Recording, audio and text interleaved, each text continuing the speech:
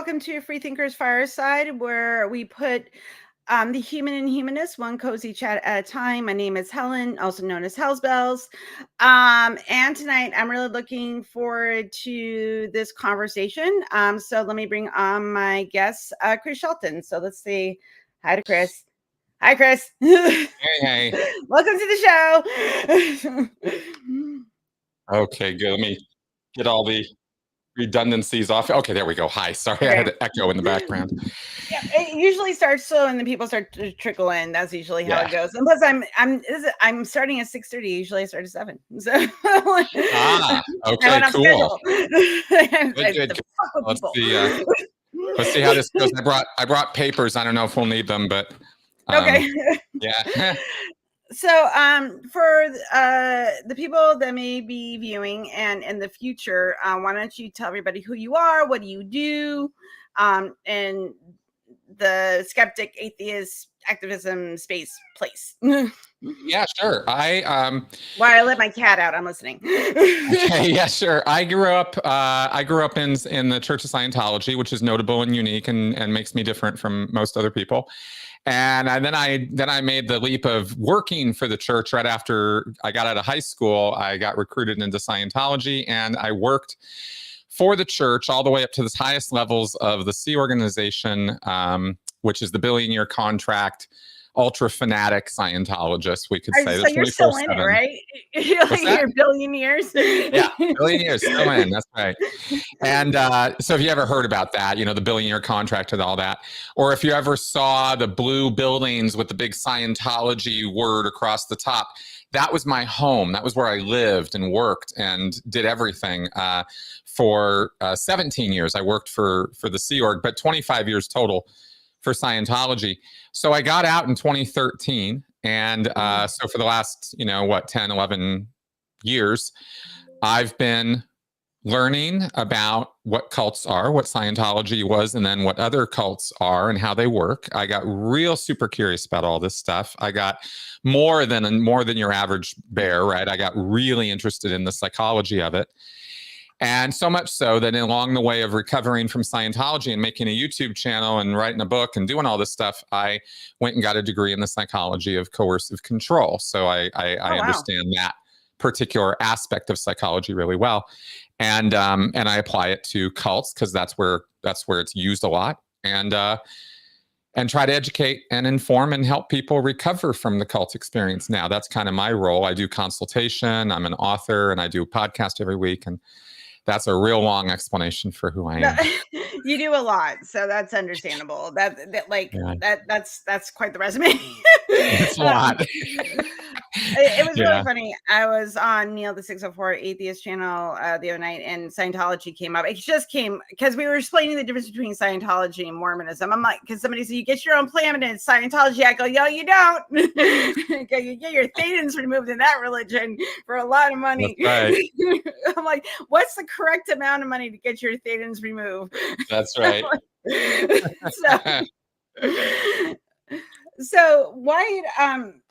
So you have a really good understanding of cult tactics and the things that people kind of fall into, because I ever see there's a little bit of cult tactics even in social groups. I play D&D. I'm in the atheist skeptic space. And there's certain terms we use and certain things that we use to identify ourselves as part of these groups. And this is, it's a little culty, in that dynamic where, if I say, you failed your charisma check, unless you play D&D, you have no idea what I'm talking about, So those sort of, social relations, the way that we communicate with each other is, could be, viewed as culty, but it's also if you fail your charisma check, I'm not going to tell you can't hang out with your family anymore. So that's exactly the point right there, right? It's a matter of extreme. How much of the thing is there? Not is it there at all? Because any group has to be.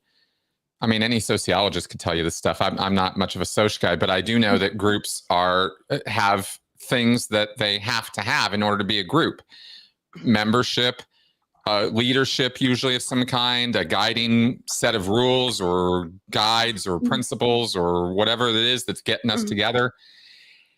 Well, cults have all that too, so I guess we're all culty. And it's like, no. It's just, we're just groups.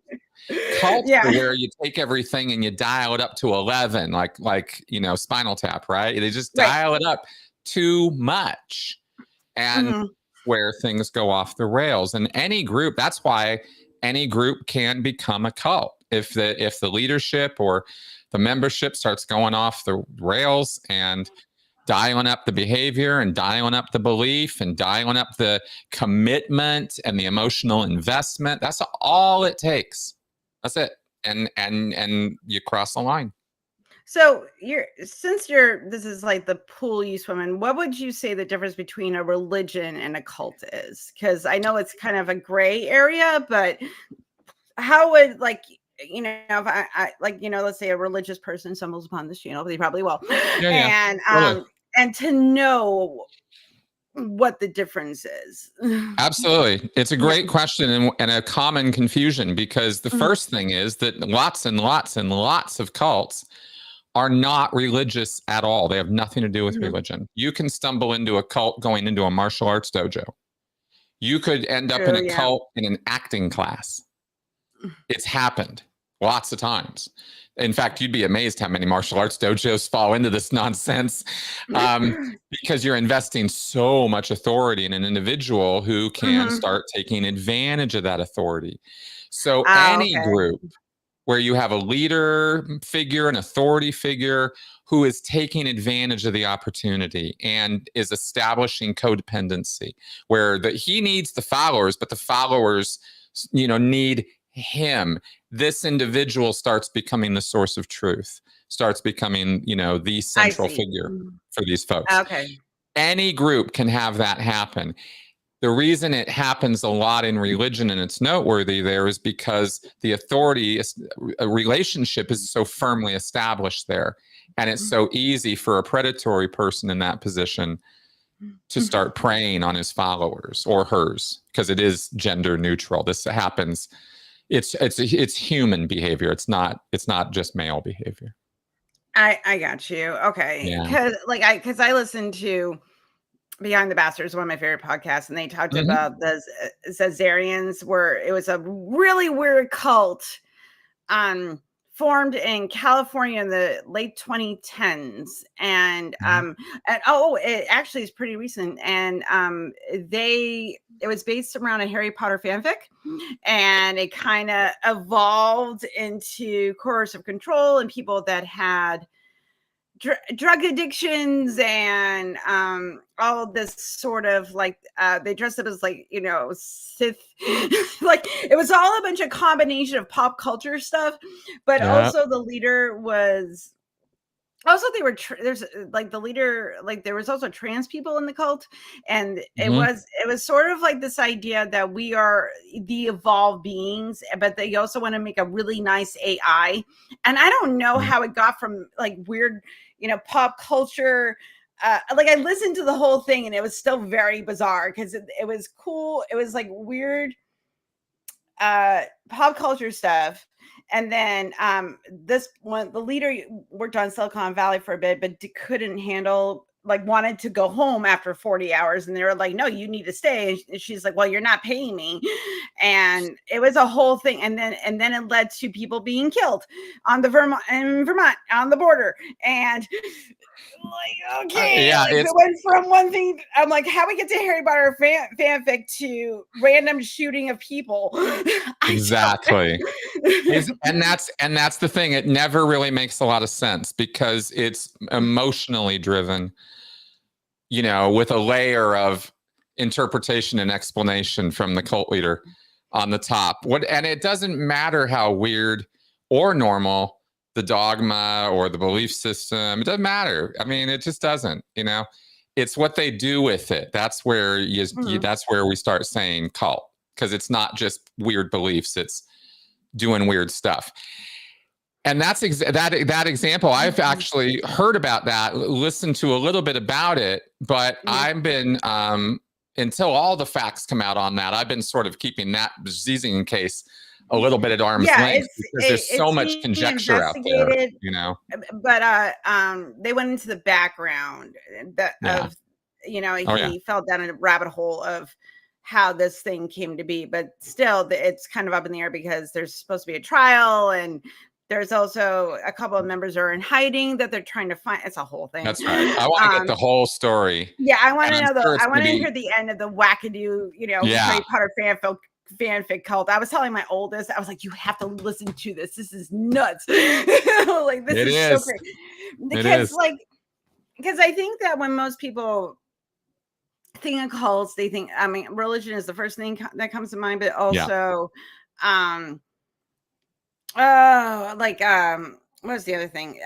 But also like political cults, you know, or getting involved, but like that could be, or, you know, some kind of like psychology, new age ideology, like Nexium or something like that, you know, like these little, you know, sort of isolated groups, but because they tend to attract a lot of attention, especially if there's weird sex stuff. If there's weird sex stuff, it's going to attract attention. Absolutely. You know? And there's often weird sex stuff. Yeah. So, you know, it's pretty salacious stuff.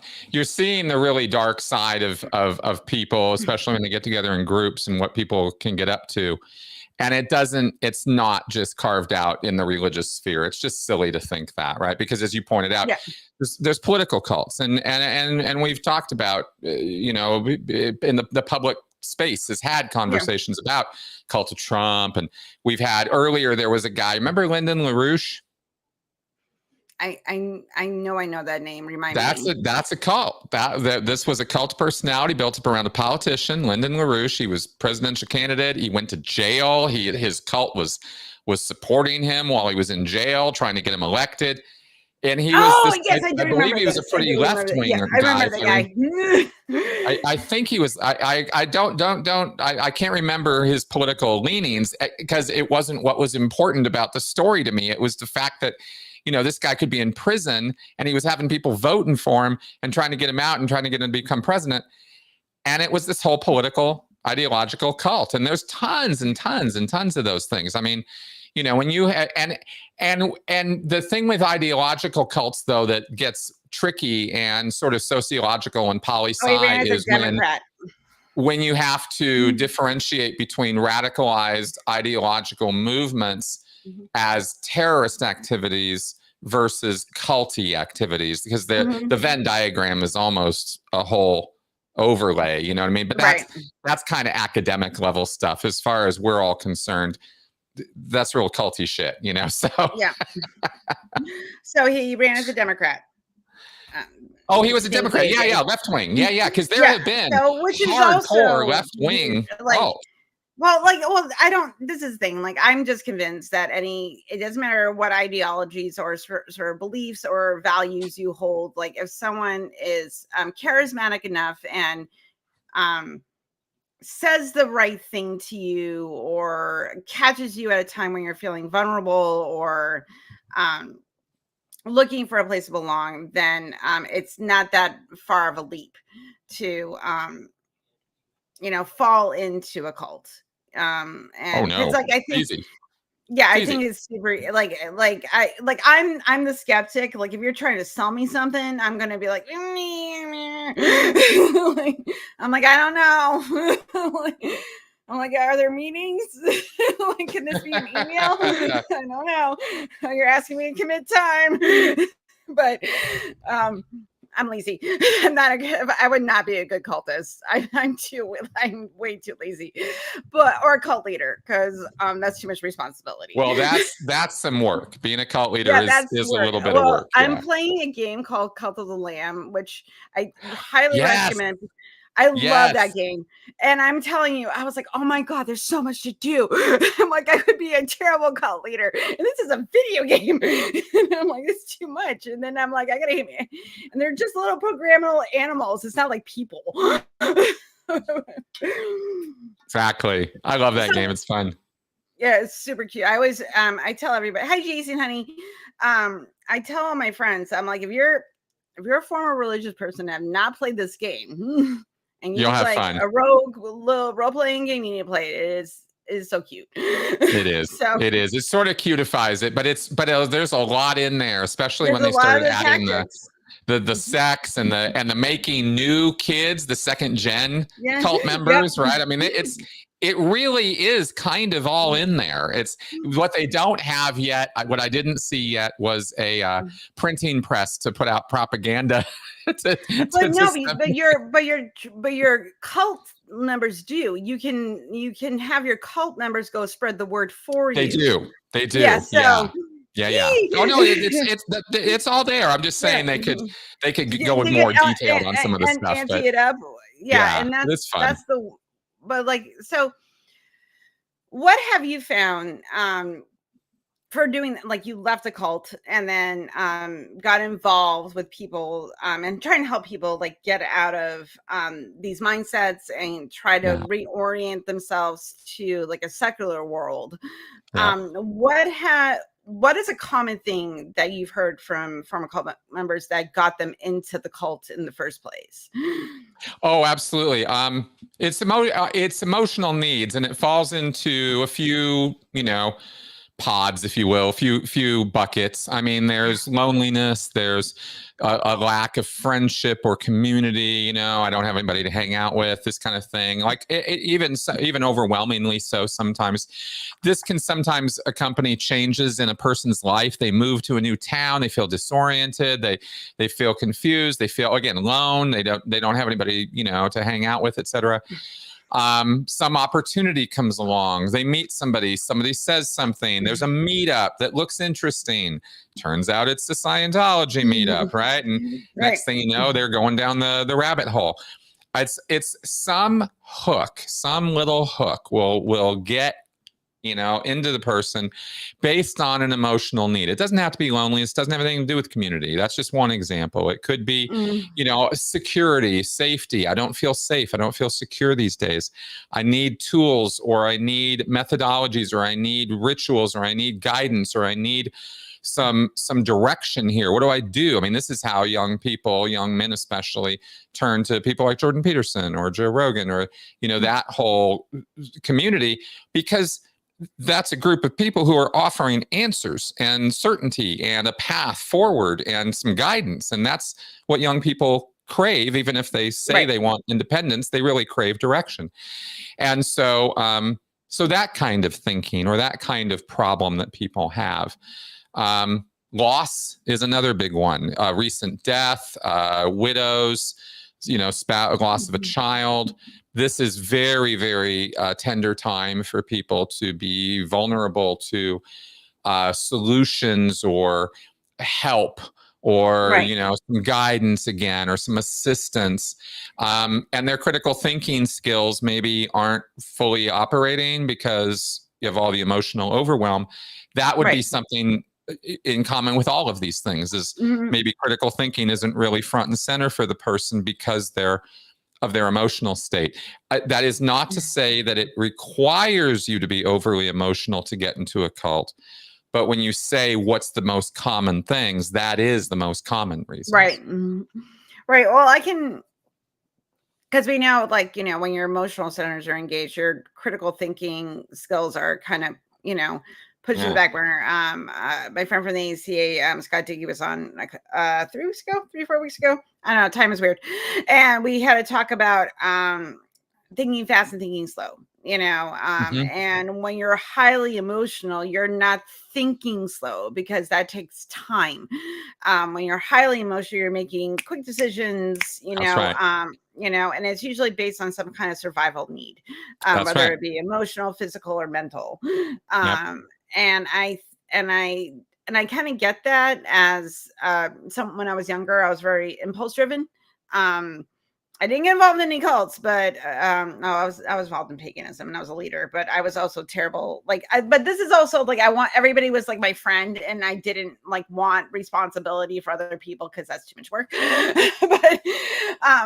But that being said, like I could see, if I was a different sort of person, how when you're seemed like a person that has answers, Mhm. how that can be very attractive to certain people. Because especially when I said I don't know, I don't have that answer, some people like seem disappointed, and I'm Oh like, yeah, they don't like to I hear don't that. have all the answers. Yeah, no, people don't want that out of their leadership, and that's one reason why cult leaders tune themselves to always have an answer. Mhm. You never hear a cult leader say, I don't know, unless they're Right. trying to use it as a lesson to teach their followers how they really do know, right? Like it's always a Right. twist or something because they The can't answer's ever inside admit you to all that. along. Yeah, they can't. It's a weakness they refuse to show, you know. But when you're honest like that with people, sometimes, yeah, you disappoint them, and people should know it's okay to not know, you know. But it's a hard place to be when you need answers. Yeah, but like there's also this sort of idea that somebody does have all the answers. There's some kind of like ubermensch guy or Yeah, girl or yeah. person, whatever, that has answers, but it's like we're all doing the best we can. Like, and I think that is more realistic to people. Because nobody can have all the answers. That's unless you're Google. But like, And that's even the then, only, you better fact check even those then, answers. it's like, is that true? Yeah, yeah, yeah. No, there's no one guy, but it's nice to, you know, it's nice to live in the fog. I mean, I did it for decades, so I get to say shit like this, but it's nice to live in the fog of thinking that, you know, you just have to listen to somebody else and they'll tell you what's up with anything. You know, So it's wait, nice. were It's you, secure. You how feel old very were safe, you how old were know. you when you joined? Well, I was a kid. I grew up with Oh, you Scientology. grew up in the cult. Yeah, I grew up in it. My Okay, folks your got your involved when parents were members. I was about 4 when my folks got involved. Okay, all right, and then okay, and Yeah, then that must have been weird. What is that yeah. like?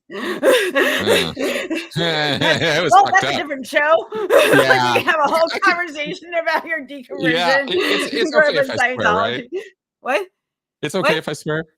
Yeah, you swear all the fuck you want. Okay, I'm just swearing like a I'm not sailor here. Yeah, monetized. yeah.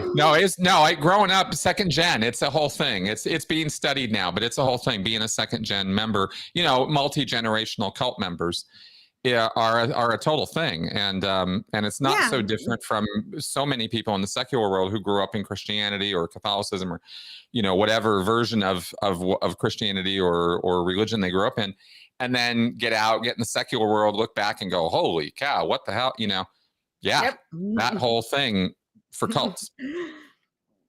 That's it. I think I was like, because like for me, I was Catholic, then I was pagan, and then I was like, fuck it. Basically. I was like, I don't have justification for any of this. But I didn't go through a lot of trauma. I went through trauma because of messaging as a queer person, as a woman. Like that was something I had to unpack. But belief was super easy for me to let go of. I was like, that's just Mm-hmm. silly. Mm-hmm. And plus I didn't have any social fallouts. Like my family was still into I didn't Mm. lose friends. I had the freedom of mobility in both religions, you know, where Right. I feel like some people, it is that a bit like realizing that you didn't have that mobility and then also learning how to have it. Oh yeah, Yeah. exactly. And then later on, not misassigning that to some other nonsense, right? Because there's so many things we just need to learn as we go through life, and then we get involved with the wrong folks or the wrong group or the wrong person in the wrong relationship, right? Because it can be a one-on-one thing, and man, 20 years are gone, and you blink, and you're like, "What the hell just happened to me?" Right. I Yeah, it's have to crazy. I have them at like from the work I did for the recovering from religion and stuff, like people that lead these high control groups, it's almost like for lack of being better term, being born again. Like you're Mm-hmm. learning how to live in the world again, you know, which Very is much so. and to me, like I'm like, oh, that's a lot of work because I'm Well, barely functioning. So I mean, I've been doing and it for 12 years now, right? I mean, it's a lot of work. And there's a point where you can say, look, I'm kind of, we're good, we're done. I'm Like on even I'm keel over now, the yeah. cult, right? Then you Mhm. just have life bullshit, or you have the other crap that you have to deal with. I mean, learning, for example, that I have ADHD. Me too. Until I knew that, a lot of the ADHD behavior I was assigning to cult trauma.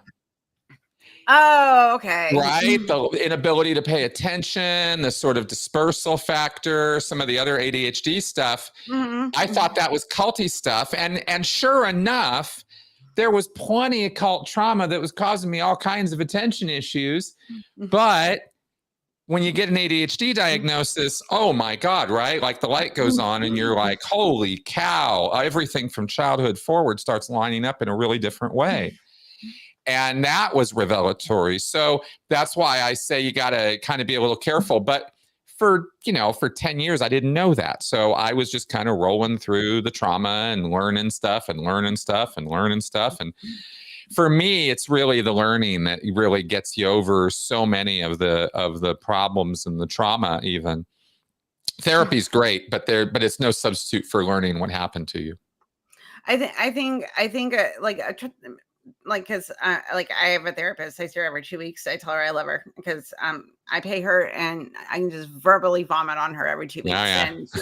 And I go, I think like during the election, I kept telling her, I was like, I appreciate you so much right now, Rachel. Like I'm sure everybody's like tweaking out. So I was like, thank you.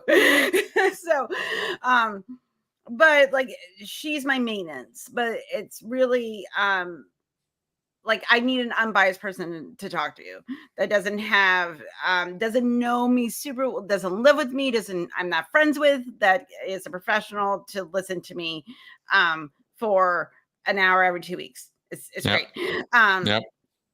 Because usually there's some kind of pressing issue that I'm like want to like verbalize and work through, and she's a really good person because she just asks me questions and tries to give me perspective, which I think is really important. But a lot of like when I went through my own traumas was educating myself, like what is going on with my brain, why am I having these emotional reactions, why do certain things manifest the way that they do? Why am I behaving the way that I do? Yes, CBT helped, but also understanding why CBT was helping. Exactly. I mean, for example, right? I mean, there's not tons of these, but there are some really, really key books. And if you get these books and you understand them, life is going to make more sense. Not just a matter of getting over the cult. I mean, everybody's going to make so much more sense to you. If you read a book like The Body Keeps the Score by Bessel van der Kolk, which I own. That's the fucking Bible of trauma. I mean, if you really want to understand trauma in yourself, in others, how it works, how traumatized our entire society is at different levels, and what you can do about it, tons and tons and tons of suggestions and treatment modalities and different descriptions of what to do about it. It's not just, oh, look how bad this is. Oh, look inside at how much crap you're carrying around. There's nothing you can do about it. No, there's all kinds of things you can do about it. There's a banquet of things you can do about it, but not until you learn about it. Right. And again, differentiate it from maybe other things that might be going on with you. I happen to believe that there is an oversized number of neurodivergent people in cults, because I think that neurodivergent people present behavior and reach in ways that cults kind of select for. I think so. Like, because I know a lot of people in this space who have ADHD. I don't know what, like I was like, there's something about being a YouTuber having ADHD go together. I think because we're constantly seeking the stimulus for our brains. Because that's why I love doing this show, because I have a different conversation like several times a week, and it's great because then I'm learning stuff and my brain goes, yay, dopamine. I'm getting a uptake. Yay. Yes.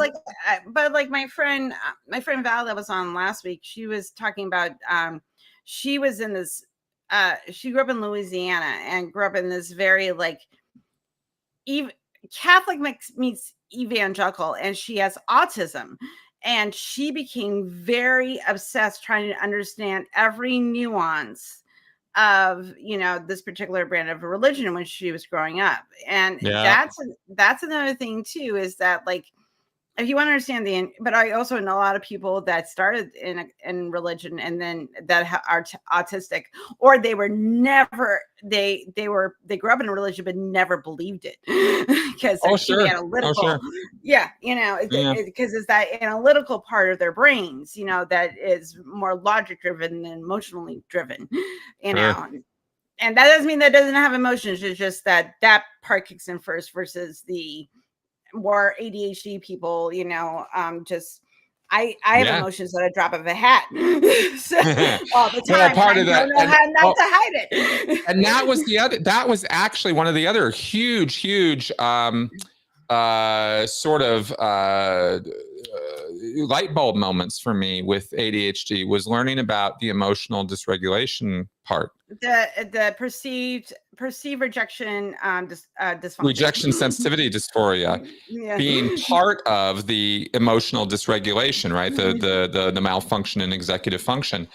I mean, it took a long time actually between the time I first heard about that to coming around to accepting that was a little bit of a journey for me. It's not like, these light bulb moments happen immediately when you learn about something. Sometimes you got to chew on it for a little while. When I and found it has out to about go, that, all of a sudden with my trauma and everything came together, I was like, holy fuck. I was like, it don't make sense. Like, yeah. But I can understand why for people, for certain people, it'll be like, is it? Do I have to? Well, I'll tell you, rejection sensitivity dysphoria specifically can be easily mistaken for other things. And so it's kind of important to parse these out, because there's depression, there's bipolar, there's other kind of mood disorders, and then there's ADHD, which has emotional dysregulation, which has rejection sensitivity dysphoria. And they are different behaviors. Even if they look similar in the moment, they don't last. Rejection sensitivity doesn't last anywhere near as long as a depressive episode. It's hours, not days, right? And you can also talk yourself out of it. You can rationalize. It's a little easier to rationalize, because you can go, once you know it's happening, you're like, my husband's not really mad at me. He just gave me that look that's right, to trigger something. He's not rejecting me. He's just looking at me weird. That's right. And knowing that. But it can take a few minutes for that. Yeah, it takes a minute. Yeah, it takes me. Sometimes I have to process, because the emotional. Usually, I have the emotional reaction, and then my husband will like look at me and go, "Helen, that's your trauma talking," and then I go, "Okay," and then I go, "Oh," I'm like, he knows my triggers. He knows. Yeah, fair enough. Fair enough. Although, if we're talking about, I mean, I'm going to get all anal here for a second, get all pedantic, because if we're talking about rejection sensitivity dysphoria, we're not talking about trauma. That's the whole point. Okay, like there's a line, because like there's usually a trauma associated, and then the emotional dysregulation kicks in, and then and then I'm like, oh, I mean, rejected in some way, because and then that kind of, and then that whole kicks in. And that kicks in, and then it will spiral. Yeah, it can be like a bam, bam, bam kind of thing too. Absolutely. It has that tumbling effect. That's the thing about this field and about learning about this stuff, is you learn that it's, I don't want to say squishy, because it's not that loose. Right. But there's play between these concepts, because people are complicated, and we can have more than one thing going on with us at a time. And that can make cult recovery specifically difficult. Again, if I believe that there are more than average number of neurodivergent people in that group of people, but regardless of whether I'm right about that or not, when you look at the rising number of people who have diagnostic symptoms of autism or ADHD or other Right. neurodivergent conditions. And then you look at what they do to you in a cult and what that throws on top of you traumatically. And then you look at earlier life shit that pushed you into the cult, because I guarantee you that 99.9, when you're dealing with somebody who was in a cult, even second gen, you're dealing with lots and lots of earlier issues that sort of put them or made them more susceptible to the cult. There's no type of person who falls into a cult. There's no type of situation that makes somebody fall into a cult. It's super specific and individual for people, but there are certainly things that make people more susceptible. And I also, so that kind of brings us to your topic, like how do you avoid that? Like, I'm just super skeptical about everything. So like, yeah, that's how to be. like, and I'm aware of, like, I mean, like, this is what I do. Like, I work with people that have left high control groups and know plenty of them. So like, and I know what to look for, but like, that's because I'm educated. And also I have a psychology background and, all this, and I live with a philosopher. So he has a degree in philosophy. So we didn't want to make money with our degrees at all. So, but I recognize that I had that privilege of that education, and and now my default is like, are you trying to sell me some shit? Because I'm smelling some stink and I don't like it. So, well, that's the what? That's the radar you gotta develop right there. That's it. Yeah. Right. There's no way around it. It's a discipline. I tell people that it's like a martial art. You have to develop critical thinking, emotional intelligence. They go together. We don't include emotional intelligence in the critical thinking package, and we need to. Yeah. They go together. You can't have one without the other. If you think you're going to get through life like Mr. Spock, you're wrong. People on Earth don't live like Mr. Spock. So you got to understand the emotions. Doesn't live like Mr. Spock. Vulcans are highly emotional. Of course they are. And they suppress it because they don't want to deal with it. Right, exactly. The whole planet's traumatized. That's no way to get through life, right? So and I say all this actually because you want to understand other people's emotions, but really in terms of staying out of cults or staying out of bad situations, it's understanding your own emotions, right? First, you got them. Yes, there's a whole rainbow of them. Yeah, they're going to hit you over the head, and there are times when you're not going to have any control whatsoever. So give it up. Don't think you're in charge of your emotions. It doesn't work that way. You're not in charge of your emotions. What you're in charge of is your response to your emotions. Right. And even then, it might take minutes, maybe hours, a couple days to get that control. Yeah. But when it happens, when you can exert control again, right? Then you need to. Then that's a skill to develop. People don't like hearing it because it's work, but I don't know what to say. You can't passively just go through life and think, oh yeah, cult's never gonna get me. That's that's whistling past the graveyard, as they say. They are gonna get you, and they're really good at getting you. And maybe Scientology isn't the one that's gonna get you. Maybe it's one you've never heard of. That's kind of how it works. It's one you didn't ever hear of. It's not the one we were talking about before, the Zarians. Fucking weirdos. Exactly. There's if you had told me that, and this would be something that if I was younger and because I love fucking pop culture and then someone's telling me like we're gonna save the world by making a nice AI, like if I didn't have some kind of wherewithal going on, I would, and some kind of, critical thinking going on. I totally submit, like my younger Helen. Yeah, I could. And then you're living in a boat with two other, a small boat with another person that's doing coercive control and lots of drugs. That's right. And who was that guy, Larry? That guy at the college, Stolen Youth, Sarah Lawrence at the Sarah Lawrence College.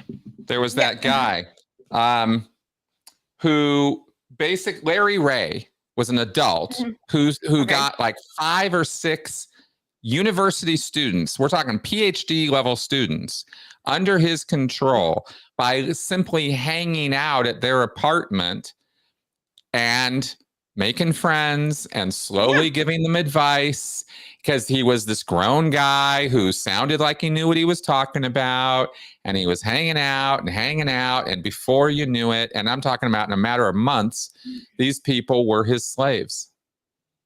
And it's all on film. You can see it. It's all on this documentary called Stolen Youth. It's just one example of, you're not looking for it when it happens. You know, your guard is down 100% of the time. That's how it works. So you've got to develop this inner voice, this inner awareness that never is off guard, you know, that's always there. And it's hard. It's not easy to do. But it can be done. Well, it's kind of fascinating in a way, because like it's a tool that I've developed. Like this is me. This is now the default, because I've trained the neurons in my brain to be skeptical. Yeah. But does it work all the time? Fuck no. Like it doesn't, because it's impossible to always be logical and do slow thinking. Because a lot of human being is being an emotional, irrational meat bag. And then the part of you that goes, oh, I'm being an emotional, irrational meat bag, let me engage the other part of my brain, the logic part of my brain. That takes the longer work. That's right. And I think that for a lot of people, they're not given that skill. Like, it's kind of like, we're always like, why is this person so, reacts this way? Why is this person acting this way? I'm like, because nobody gave them the tools. No one said hey man, maybe you should think about this for 2 seconds before you jump in. It's all very reactionary. Well, organic or cults are very organic. Yep. If you just act naturally, you'll end up in a cult real easy. Yeah. I mean, it's a piece of cake, because it's all instinctive. It's all following your logic. It's all following your gut. It's all following what you think you're supposed to be doing. It's all based on the right social cues, and the people are love bombing you and telling you this is the right thing to do. I mean, it's not just you're in a vacuum. There are people telling you this is the right thing for you to be doing. So it's not multiple people. It's literally developing yourself to be the guy who, in those conformity experiments where they got the 2 lines on the board that are not the same length, and everybody in the room is sitting there saying they are, you got to be the guy who's willing to stand up and go, those 2 lines ain't the same. And I don't care how many of you people say they are.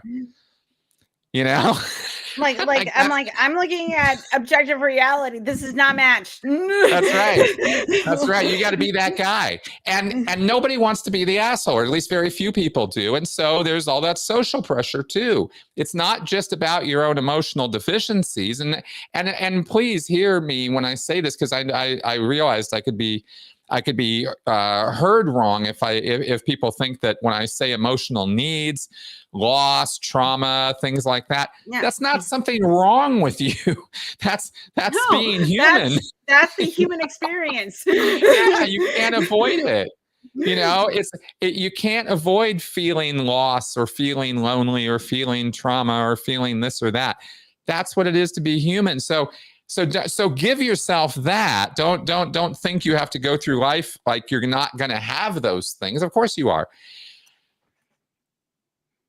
You just got to develop that sense that, oh, and here's another tip. Don't go all in on anything. Ever. Right. For any reason. That's another one of those things that we have to develop, but it's always being willing. It comes down to a very simple thing. Always be willing to question. Yeah. No matter who, no matter when, no matter what, under what circumstances. Always have questions ready. Always be thinking that way. You won't get caught up in somebody's emotional game if you're constantly questioning what's going on. It's when you stop questioning that you're in danger. So that's another big one that I think a lot of people in the skeptic world would connect with. Yeah. So here's a question. So Yeah. you mentioned that, but like, what if you're feeling, you're just feeling emotionally vulnerable, and this person, like you get this person that's saying like, oh, well, like, oh, come to this group, we meet every like Tuesday at 7, and and oh, this guy that runs the group, he like really knows his stuff. And then like you have a friend that's going, Mm-hmm. I don't think you should go. Like you start like, but your emotional need is telling you that I would like to go to this group. But your Have your friend's friend like, go I with don't you. know, like this sounds kind of sketchy. Have your friend go with you. Yeah. Okay. Right? Right. Or record it. Take it back to your Okay. friend, right? Like treat it like a date where, somebody's keeping an eye on you or something, right? Right. Leave your checkbook at home. Don't take your debit card with you, this kind of thing. Like there are things you can do because, and then, here's another third piece of advice. And this is the one I always lead with actually. And it's the most important one. It's hard to do. Again, all of these are hard to do in the moment. I understand that. I'm not pretending any of this is easy, but it was developing within yourself the attitude that you never make a decision, an important life decision, like a crossroads decision, a moment is important, right? You never do that in the moment. You always give yourself at least a day.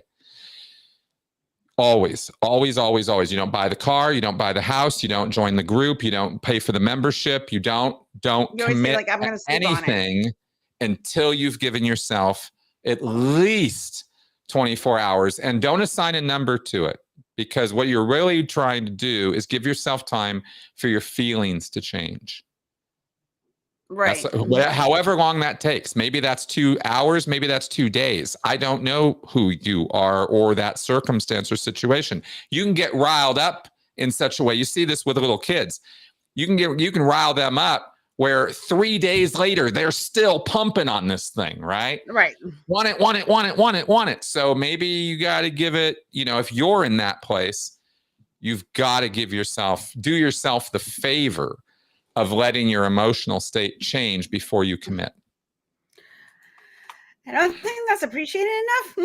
It's a tough one. It's a tough one. Because, like, well, especially in instant gratification culture, and I'm guilty of this. I'm not gonna pretend I'm not. Me too. Because also as a neurodivergent person, dopamine's nice. and this is one of the reasons why neurodivergents are more cult recruitable, because of impulse control. Right. Yeah. Yeah. And that's the thing. Like, because like, again, when I was younger, I could see myself falling into certain groups. If I didn't have people kind of watching out for me at the time, because I didn't really understand myself, like, and also like I had my own traumas I hadn't dealt with, and parse all that shit out. But so I can see it. I can see why. Like, yeah. I can look at old Helen and go, yeah, I could totally, yeah, that could happen. Where I don't think, because I have hindsight, but I don't think, but even now, like, impulse control is the thing that we want, because one thing too is that my anxiety goes up if I and I feel like if I don't do it right now, it's the fear of missing out will kick in, and I have to constantly tell myself, no, Helen, give yourself some time. Like, right. I know you want it right now, but give yourself a few days. Don't spend the money. You have bills coming up. Just relax. And that's right. Takes so much exertion on my mental faculties, because my impulse is to give in to, I want the dopamine dump. Like, I want it. And it's so hard to train your brain, especially when you're neurospicy, to not give into that impulse. I can see why, if you are neurodivergent and you don't have that skill, because I'm older. I'm 48 years old, so like I've had time.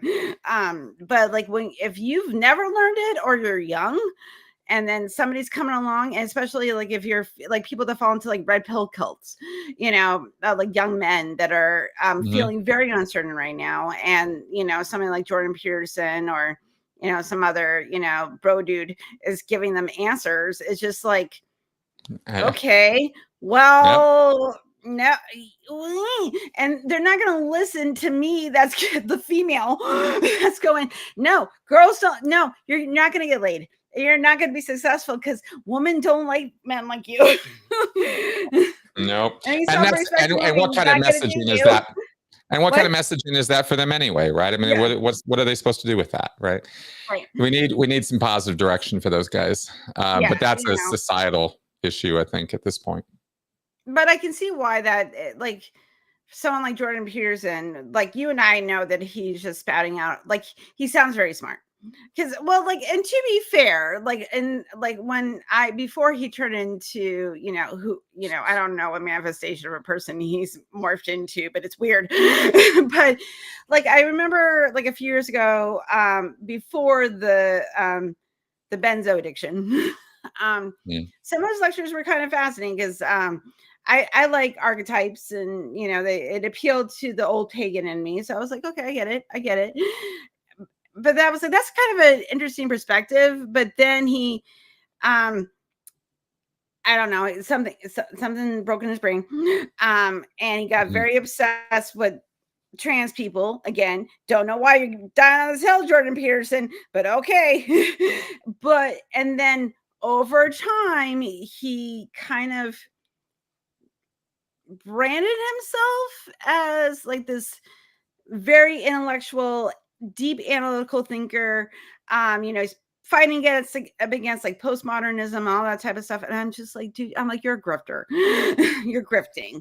Stop it. Like, because you're not adding anything new to the discourse. We've heard these arguments before, all throughout time, and you think that you are some great deep thinker. And I know why young men think he is, because like he's the one that's in your face right now. But I go back a few years ago and you'll find somebody else that talked like this. There's always, well, it's because there's a consistent and constant need for it. Yeah. Right. Because people need direction and guidance in their life, whether they admit it or not, at every stage. And young men, especially in times of, especially over like the last 20 years. I mean, between the rise of social media, despondency, algorithms, the suicidal ideation that followed from that, the social anxiety that followed from that, the backlash against men, the Me Too movement, the rise of the right. I mean, it's young men these days. I would not want to be a young man these days. There's a lot of social forces pushing those guys in all the wrong directions. And like there's very little pushing them in the right direction, which is kind of sad right now. It was like, I'm very grateful because my son is 21, and he luckily he had me as his mother, and he has an older queer sibling, and he has two. My husband was like, oh, no, we're not, no. And then my kid through high school would point out sexist stuff to me sometimes, and I was like, okay, you're fine. But that took training because it was a lot of conversations about like, women are people, and and now he's learning to speak Spanish with his girlfriend because she lives in Mexico, and he's learning how to speak Spanish to communicate with her. That's what you want, good for him. Yeah. But I think that for, if we're talking about cult-like thinking, is this idea that for anyone that's feeling despondent, like the world isn't what they expected it to be, there's a recipe we were supposed to follow, and the recipe is not working, or exactly. I can't get the ingredients to the recipe, Right. So I'm left here, with some baking bowls and and some partial ingredients, but I can't make my cake. Exactly. And I think exactly. but this guy's telling me he's already made the cake, and he's going to tell me how to make the best fucking cake. And it's just like, Yep. yeah, but I'm like, but then you find out that, the cake also, he's also using like fertilizer as chocolate. Like, well, well, is it the best cake? Like, it looks nice, And I don't think, because it's the whole idea of like looking deeper, the veneer looks good, but once you start realizing that someone's serving you a shit cake. but you've already ate like how if you were told there was like you ate the cake and you kept eating the cake because it felt good at the time. Yeah, it's pretty bad. Yeah. It makes me like that was a weird metaphor. It's a little off, but yeah, I get it. I totally get it. Yeah, Peterson's I lost my trail at the end. I guess in terms of following on that, I'll say that I was saying the other day on my Q&A show, there's just no substitute for experience. There just isn't. You just can't you can't make up for it any other way. And unfortunately, young men haven't experienced certain things yet, and so you're just going to have your school hard knocks moments, and that's what tends to knock people out of the Jordan Peterson mindset. In the same way, I got knocked out of the Rush Limbaugh mindset many years ago, because I was a young man coming up in the late 80s and early 90s when I graduated high school and was working in Santa Barbara, and Rush Limbaugh was a real popular guy. He was real funny. He had funny songs. He had a funny show, and he had very proto-authoritarian political leanings, which I could get on behind because they aligned with L. Ron Hubbard's. And so it fit with the Scientology belief set. So it was a perfect match. And my understanding of politics as a cult member was through the lens of L. Ron Hubbard and Rush Limbaugh, who could easily and facilely explain to me all the things I thought I needed to know in order to navigate life and vote properly. And that's all I needed to know. I don't need to know more than that. I don't have to go be a poli-sci major to figure this stuff out. I just got to listen to Rush. He tells me what's up. And it was easy peasy, And that's the same way that Jordan Peterson and Joe Rogan have these people, is they don't have them deeply to their core, but they have them as young men who this is the source of good advice and truth and how I should be because they're successful. I mean, it's really, I don't think it's a whole lot more complicated than that. I don't know why some people need to make it more than that, Well, I think so too. Like I used to like Joe Rogan. He would have like actual real scientists on his show, and they would have like real conversations or real psychologists, real people that were doing work, and I was like, oh, I'm learning something today. That's cool. And then I don't you give him $50 million and he loses his mind. Absolutely did. This is the Lost thing. his goddamn mind. Prove this, but I feel like a lot of money eats your brain. Like you start getting brain worms. Well, let me say this. Metaphorical ones. Not like a real baby, like RFK Jr. Like, I need something to drink because the medication I take makes me super thirsty. So talk. I can't hear you. I'll be right back. Right. I'm not being rude. It's just that I'm so thirsty right now. All right. So respond to my question. Respond to what I said. Yes, I'm going to respond about Joe Rogan. What was I going to say? Rogan. Money. That's what I was going to say. I've said this before, and I think it's real important these days, especially money. They say money corrupts you and all that, but it doesn't necessarily. Money or power, the power that money gives you, is going to bring out whatever is there to be brought out. I mean, Mr. Rogers or someone like Tom Hanks or Steven Spielberg or somebody, these respectable men who operate at a professional level and do things that are really good things. They do really amazing work and they get paid really well for it. and it didn't corrupt them, and it didn't make them into assholes or horrible, horrible, horrible people. Whatever is there to be brought out in you, though, it's going to come out. It can't help it. When all the brakes are off, and that's what money gives you, is the ability to take all the brakes off of your life. And when all the brakes are off, who are you?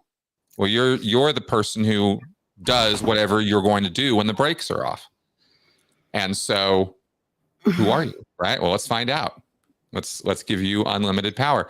But unlimited power is also such a trap for any human being that how could you not become corrupted by it? So there's a balancing act there too, where we want to put all the blame on the individual, but then we present them with a situation that, 0.0001% of humanity who has ever existed would be able to pass that test. So it's a push-pull, situation with that. And I think Rogan failed that test miserably. And he always was an idiot, and he said he was an idiot, and he's always been honest, even to this day, about what an idiot he is, but he doesn't take responsibility for the amount of power that he has, and that's where he fails miserably. And I think also too, like as an influence, like even with my little tiny audience, I always say, like, don't listen to me, don't take go look stuff up. I don't misrepresent myself, and I'll know when I'm wrong, and because I'm a emotional, rational meatbag with great hair. So, walking embarrassment with great hair. That's my tagline. But that being said, I know my hubris, but this is the thing about, like, that's why we have checks and balances in government, is because if you give, I can't remember who said it, but like, power doesn't corrupt, it reveals. And when you give someone power, there we go. Yeah. Yeah. Oh, like, that's it. That encapsulates everything I was just saying. I never heard that before. That's great. I'm totally stealing that. Yeah. Awesome. I can't remember who said it, but, that's it. I think it was a philosopher, but he said, which what it is like when you give somebody, when you tell someone they can do whatever they wanted to do, you see what the guy always wanted to do, Exactly.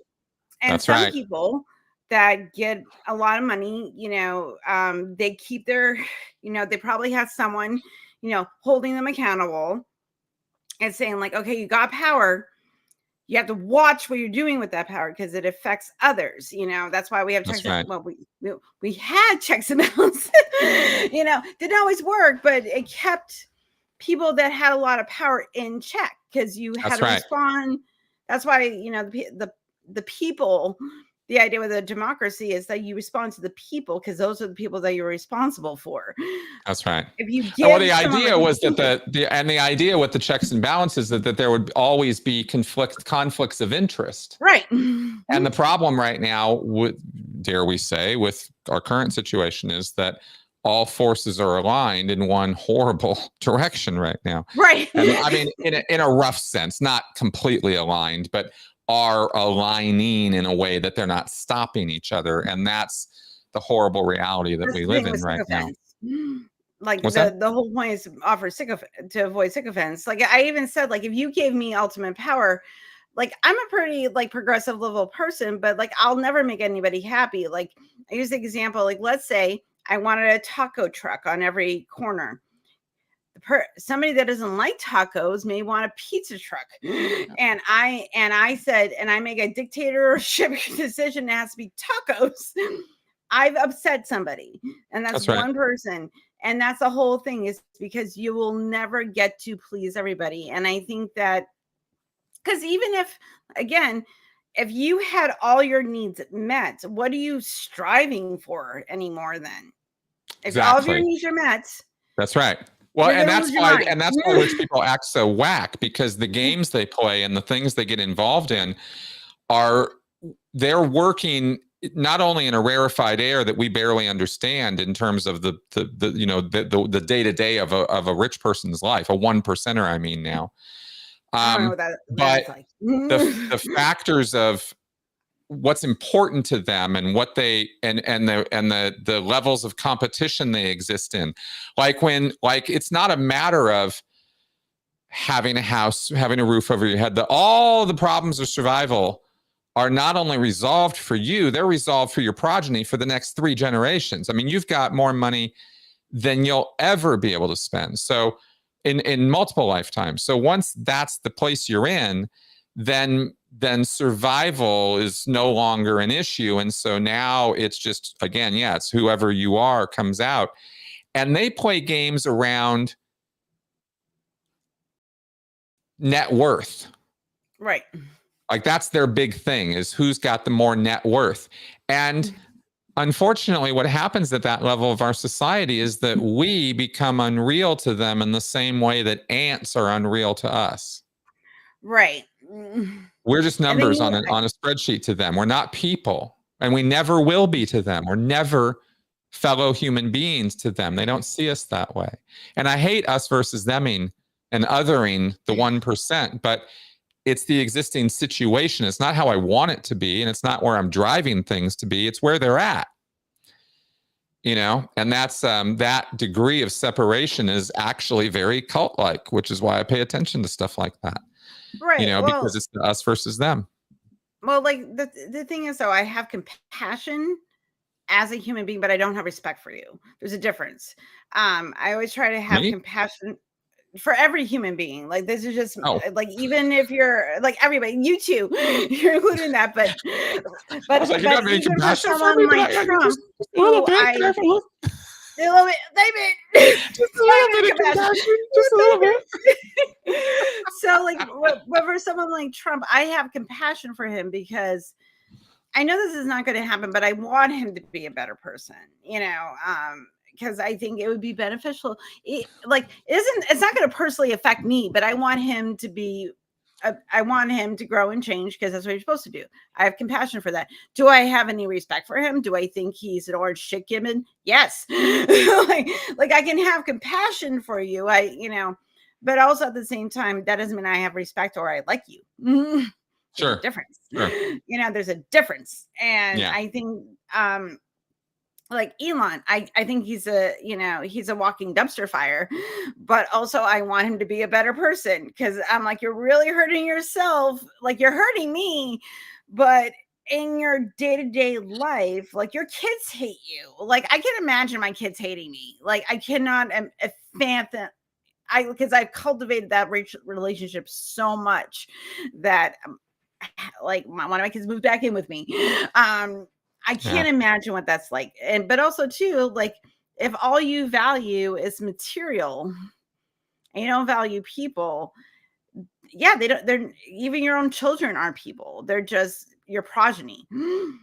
I mean, people like Elon and Trump don't share common mentality. They're different in significant ways, but they definitely meet in the middle on narcissism and megalomania.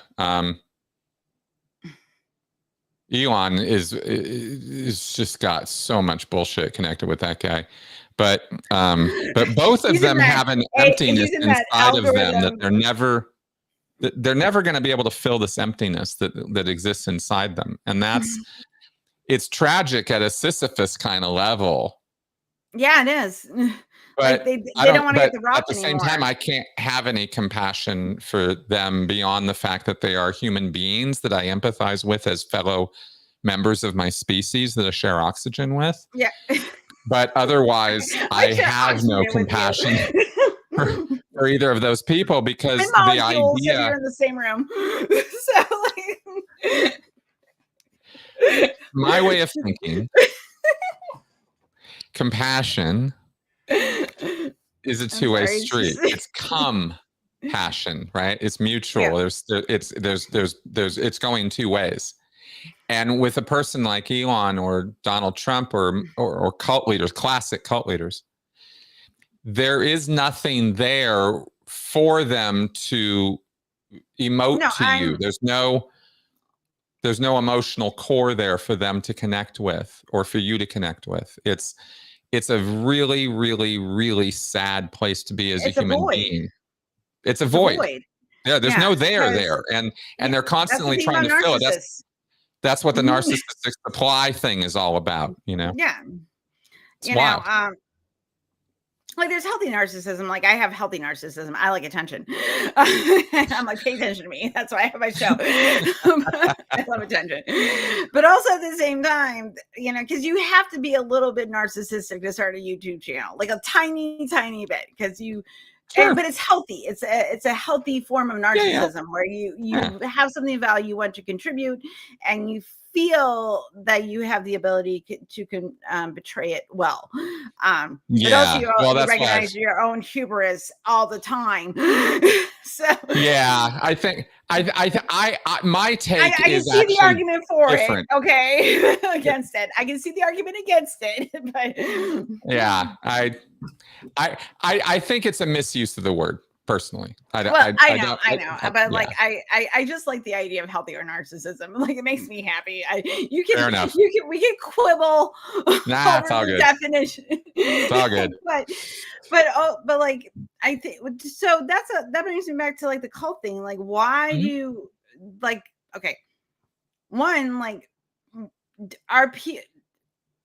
this is weird. Like I don't want to say people that get into cults are narcissistic, but they're attracted to narcissism. Like I don't like. Is that no? That wouldn't be accurate. Okay, I'm trying to trying to bring it together. No. Let me tell you how it works. It's and I think I get where you're coming from. Let me say this, and then you tell me. Okay. One of the things that happens when you're inside a cult is there's this codependency that's created, right? You come to a place where, by emotional investment and by indoctrination, you are led to believe that you are in a place where the cult leader has everything figured out and all you need to do is follow in their footsteps. That's universal, one cult to another, to another, to another. That's always true about a cult, is the followers want to be or somehow idealize the cult leader. Okay. The cult leader is always the best, brightest, smartest, etc. Right? Whatever it is, that's true. And because that's true, they start emulating the cult leader in their behavior, mannerism, speech, everything. They start becoming mini-me's of the cult leader. And that doesn't always manifest very obviously. They don't necessarily start dressing like the cult leader, but they start wanting to be more like this person as they can take that on and make their personality adjust to not only the personality of the cult leader, but the sort of faux personality that the cult itself puts over you. There's new rules. Maybe there's dress codes. Maybe there's regulations you have to follow. Maybe there's dietary restrictions. Maybe there's ways you have to cut your hair. Maybe that's the case. Maybe that's not the case. But whatever there is a culture with lots of rules. That is, again, universal, one cult to another. Every one of them has that. And because that's the environment you're in, you're becoming more and more like the cult leader and therefore more and more narcissistic. So in your own attitudes and behaviors, you start becoming a bit more self-centered, a bit more egotistical, a bit more conceited and arrogant towards those who are not in the cult. It's not the same. You have an inside cult and you have an outside cult sort of personality development. Right. And that often has lots of behaviors that emulate a narcissistic leader. So you can be in a cult and look and talk an awful lot like somebody who has narcissism. Narcissism is a personality disorder. Right. You don't just develop it. It's not something you catch. So I'm stressing that you're kind of emulating this behavior to the point that it becomes habitual. And for all intents and purposes, you are acting like a narcissist in many ways. That's fascinating. Or you're worshiping at the altar of a narcissist and you're acting like somebody who's doing that because you're trying to get the goods that the narcissist has. You want it for for you too. And so you're trying to copy that behavior. I don't know if that's where you were going with the narcissism. No, that's where I was going, because that's a thing that happens.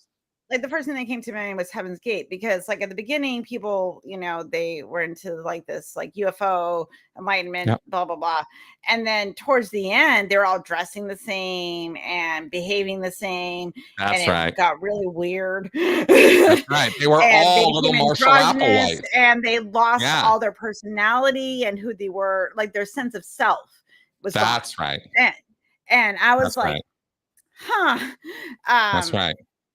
And it's very weird, like, because like in like the Catholic religion, like you're still allowed to be an individual. Like nobody's tracking you to make sure, like you're showing.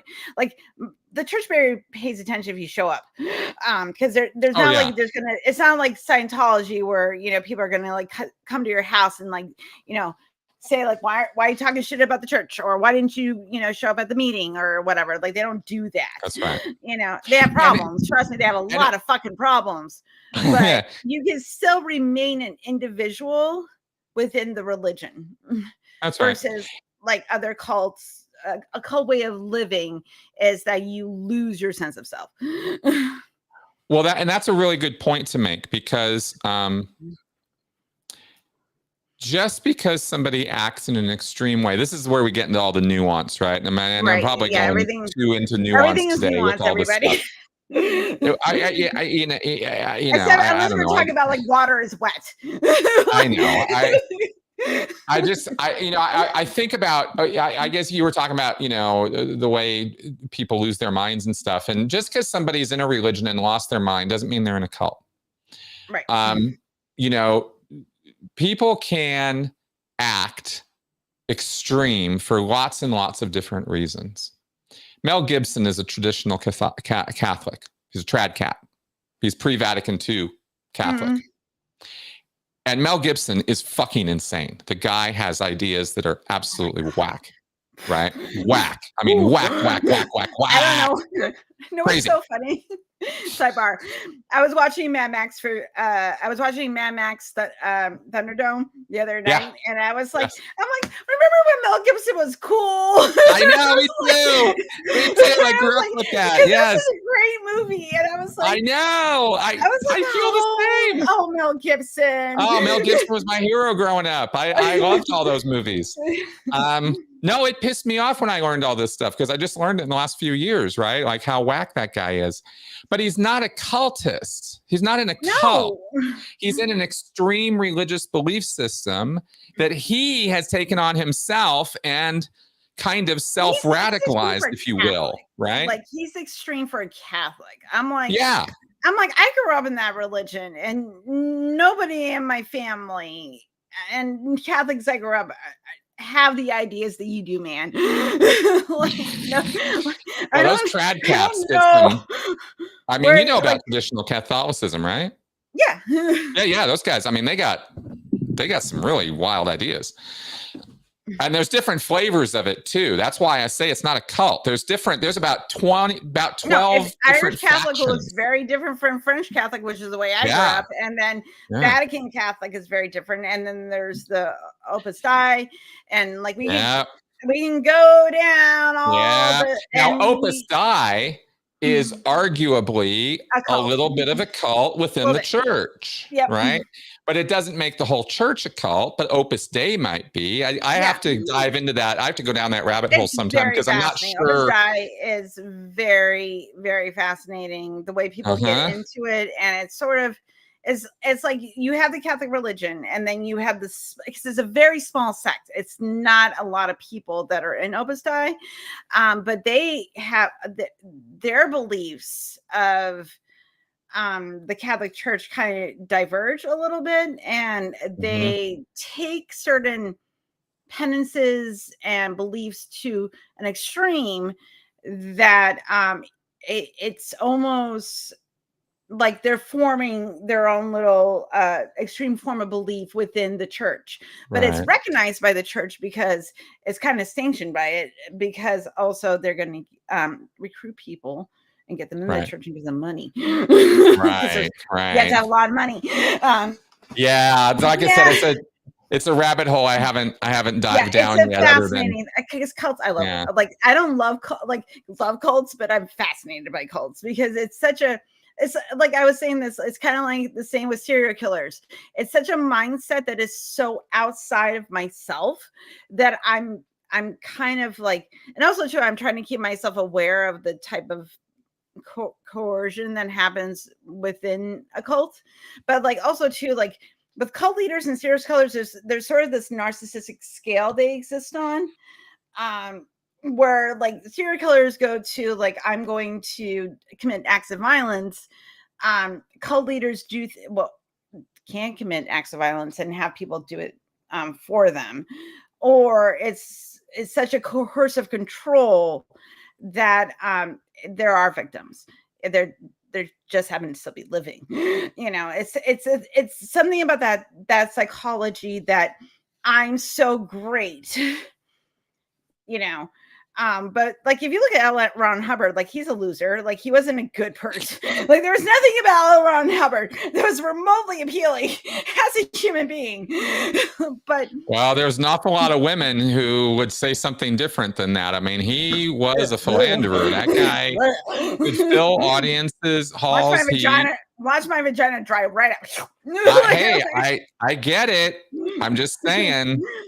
He wasn't sleeping with a bunch of losers. I mean, the guy had something, and it's interesting, isn't it? I'll sit here wagging my finger. It's so interesting how charismatic people can be in real life, and it doesn't translate to a photo or even to film. Right. But in real life, there is a thing that people have. And in our digital age, I really don't know that we appreciate that as much as we used to. That there's that. True. They used to call it animal magnetism, or Charcot talked about that, the attraction or the magnetism thing.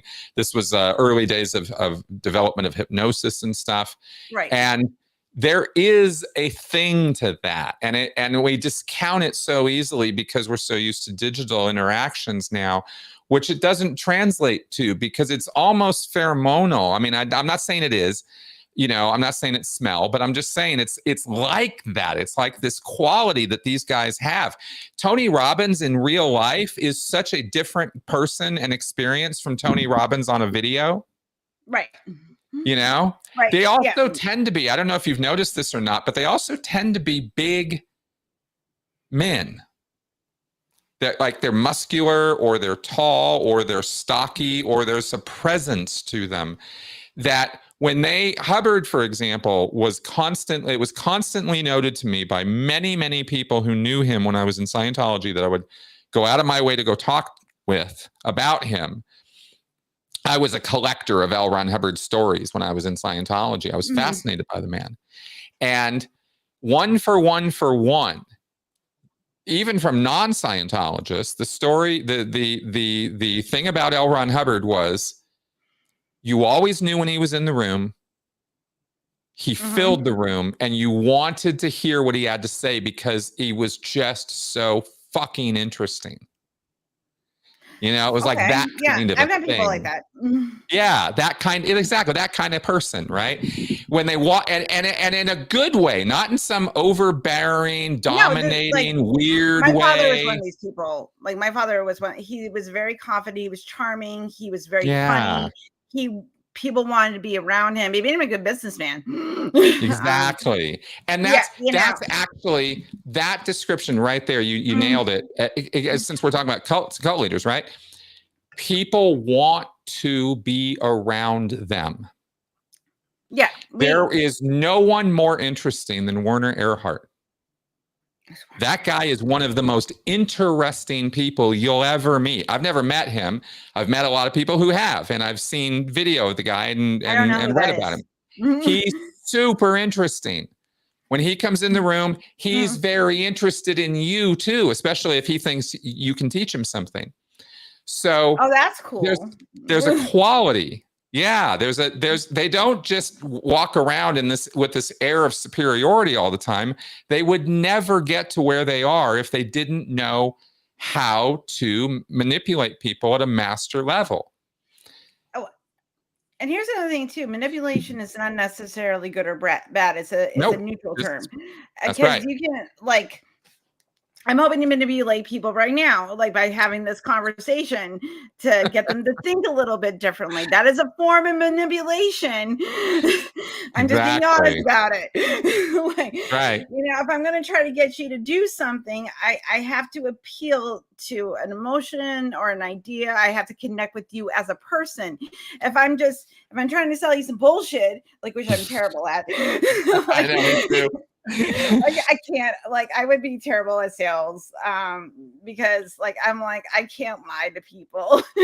Like I just I would used feel to be really good at it. I can't. yeah. I mean, obviously, I have a moral compass now. So, Yeah. but yeah.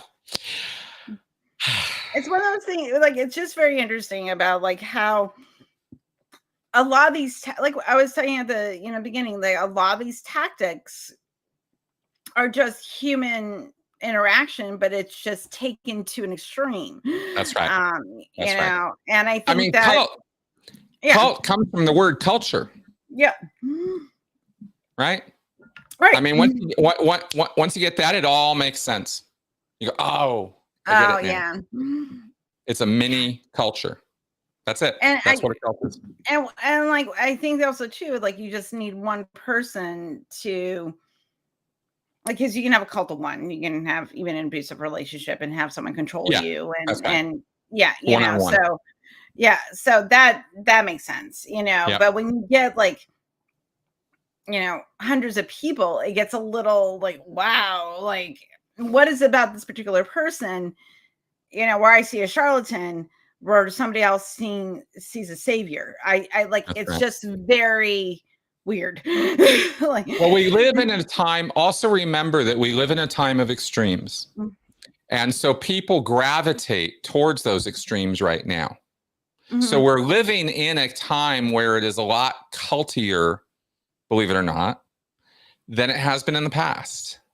And it's always been culty, mind you. I mean, people are always getting up to nonsense. But, but in times of division like now, they flourish like crazy because people will reject something that doesn't make any sense to them, but they will run towards something that does. And if it feeds their emotional needs and nourishes those, here we go. Right, away we go. And that's like all I was watching like the thing about the Twin Flames cult, which was just fucking that was I was like, what the hell is going on? But I also kind of got it because like everybody's looking for the one person that will, their emotional needs. It's an emotional need. And this person is going to bring you to, if you are into any sort of like spiritual woo-woo stuff, you don't understand how like relationships are complicated and they take work, and you have to have certain boundaries put in place. Like it's a whole thing. If you don't understand that, and also too, like I feel because a lot of people are lonely, we are a very lonely culture. We're social, but we're lonely, and I think because there's when you're online, you can cultivate yourself. Like I'm pretty much the same all the time, online or off. Like this is just how I am, because because I like myself and I feel very comfortable in my own skin.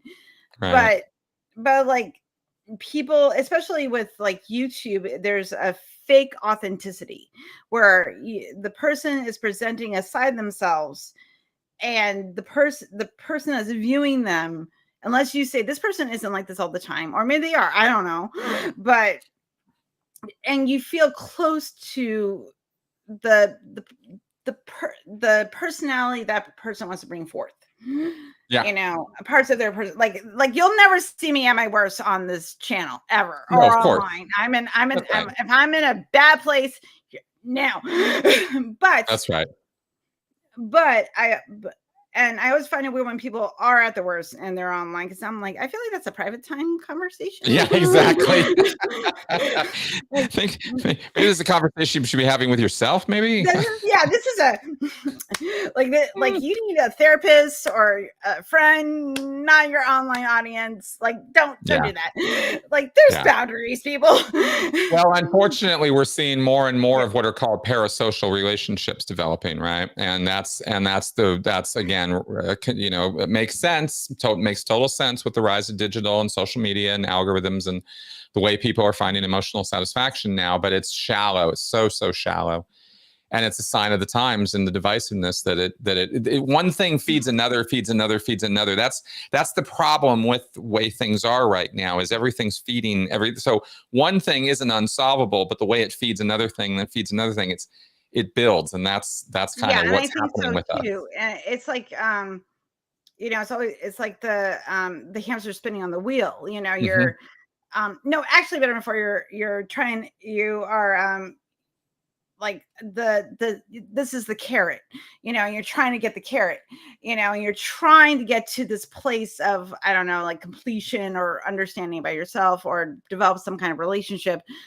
And you can't do that online. Like, yes, I have wonderful relationships with people online. I like AJ, and I love AJ. She's an amazing human being. We have never met in real life. Okay, but we plan to, but at the same time, the people that I see on a day-to-day basis, the people I live with, my friends that, I have, cultivated, distance helps a lot, or lack thereof. But people that I've been friends with for years, there's a certain closeness that you have with certain people that you cannot get online. That's right.